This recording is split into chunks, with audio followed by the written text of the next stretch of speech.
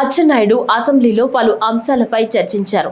ఆ వివరాలు ఇప్పుడు చూద్దాం. ఇచ్చిన హామీలు నెరవేర్చకపోవడం ఒక ఎత్తు అయితే, ఈ రాష్ట్రంలో ప్రతి ఒక్కరూ మెచ్చుకున్నటువంటి ప్రోగ్రాం 5 రూపాయలకి అన్నం పెట్టే అన్నా క్యాంటీన్ అధ్యక్ష.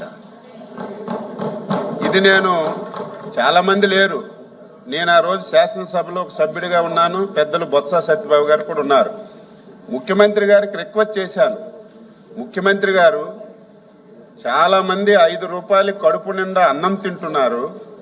ఇది బ్రహ్మాండమైనటువంటి ప్రోగ్రాం. ఇది అన్నా ఎన్టీఆర్ పేరుతో పెట్టాం. ఒకవేళ పేరు పెట్టడానికి మీకు ఇష్టం లేకపోతే, మీ తాత పేరైనా మీ తండ్రి పేరైనా ఆ రెండూ ఇష్టం లేకపోతే మీ పేరైనా పెట్టుకొని ఆ పథకాన్ని నడిపించండి అని శాసనసభలో వేడుకున్నాం అధ్యక్ష. కానీ ఆ బ్రహ్మాండమైనటువంటి పథకాన్ని కూడా ఎత్తేసి రాష్ట్ర ప్రజలకి ఎంత ఇబ్బంది గురి చేశారో మనందరం కూడా సాక్షులం. అయితే నేను 6 సార్లు ఎమ్మెల్యే, ఇది 6వసారి, 4 ముఖ్యమంత్రులు చూశాను. కానీ ఇటువంటి పరిస్థితి, ఆర్థిక విధ్వంసం ఎప్పుడూ లేదు. మేము కూడా భయపడ్డాం.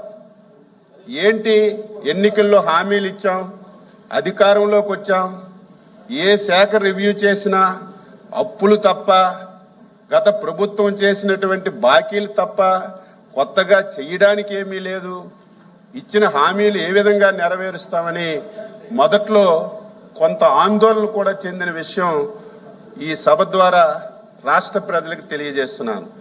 అయితే అదృష్టం ఏమిటంటే, ఈ రాష్ట్ర ప్రజలు చేసుకున్నటువంటి అదృష్టం ఏమిటంటే, చంద్రబాబు నాయుడు లాంటి వ్యక్తి ఈ రాష్ట్రంలో పుట్టడం, ఈ రాష్ట్రానికి ముఖ్యమంత్రిగా రావడం ఈ రాష్ట్ర ప్రజలు చేసుకున్నటువంటి అదృష్టం అధ్యక్ష.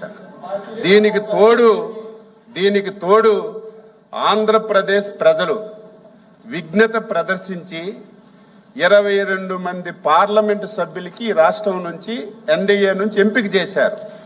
ఎప్పుడైతే 22 మంది పార్లమెంటు సభ్యులు రాష్ట్రం నుంచి గెలిచారో, ఢిల్లీలో కూడా మన పరపతి పెరిగి మోడీ గారి యొక్క సహాయం ఈ రాష్ట్రానికి అనుకున్న దానికంటే ఎక్కువగా అందడం వల్ల మీరు, నేను, ప్రజలు ఊహించని విధంగా 1 సంవత్సరంలోనే సూపర్ 6 హామీలు అమలు చేసి ఈ రాష్ట్ర ప్రజలకు మేలు చేశాం అధ్యక్ష.